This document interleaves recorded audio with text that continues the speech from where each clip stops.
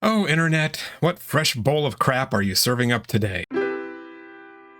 Fritz, I believe the fallen watchers, like you talked about, the fallen watchers mated with the daughters of man, and they produced like a human hybrid that we call in the scripture the Nephilim or the Nephilim. Would they fit into some kind of a scientific category that you're familiar with?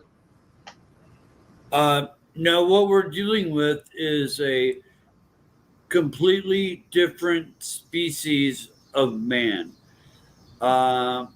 Most of the giants had sloping foreheads, bulging eyebrows, and massive jaws. I think I have a picture that you may have sent. Let me bring that up while we're talking. I don't know if you can see that on your screen. Is that? Yeah, that's one. That's one from California, but it does give you an idea of the bulging eyebrows. Absolutely no forehead whatsoever. Yeah. And so, I ask people when I show them skulls like this, the extra, it's like, name me a Native American tribe that had skulls like this. Turns out there's a really good reason for that. So let's look at the facts. Serious students of anthropology and physical anthropology will notice something amiss in this photo right away. So I'm going to give you a few seconds to search your memory banks and see where you've seen this before. 1 1000, 2 1000, 3 1000, 4 1000, 5 1000. Time's up. This is skull DT 4500 from the Dmanisi site. Dmanisi DT 4500. And there it is in the ground. So that's not the picture that he is using.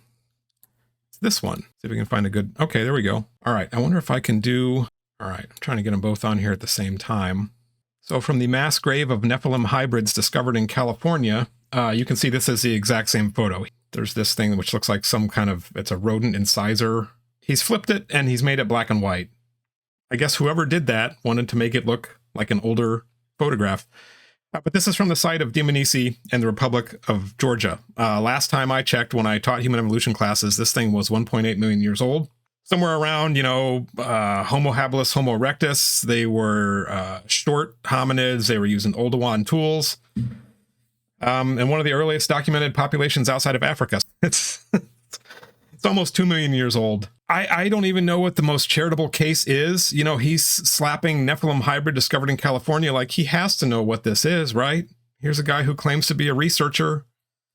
Somebody flipped the photo. Somebody took the color out of it. Who was that? I think it's the guy who's trying to sell you the story and trying to sell you his books. Again, the charitable word would be misrepresentation. It's a lie. It's a straight up BS lie. He doesn't have a skull that he thinks is a Nephilim, so he just takes one from somewhere else. He takes one from Human Evolution and he slaps a caption on there. This guy, I love this guy. Here is the only one of Zimmerman's books that I own. I bought this when I first heard of him. This came out in, what's the year, 2010. It's mostly cut and paste newspaper articles. That's a big section of it. There's a bunch of other stuff in here that really makes no sense. He has all kinds of videos and interviews on, so you can see the line of baloney that he is putting out. He sells books, so there you go. His shtick is that Native Americans did not build the mounds in Eastern North America. They were the Amorite people. They're related to the Nephilim. He says that these geometric enclosures were built with such sophisticated building techniques that Native Americans couldn't possibly have done it, and they didn't have the mathematical sophistication to do it. They didn't have the astronomy to do it. They didn't have the labor to do it. They didn't have the technology. He wants to separate Native Americans completely from their heritage and building these mounds. And then he throws his hands up and complains when people say that that's racist. There's more, and I'm sure there will be more.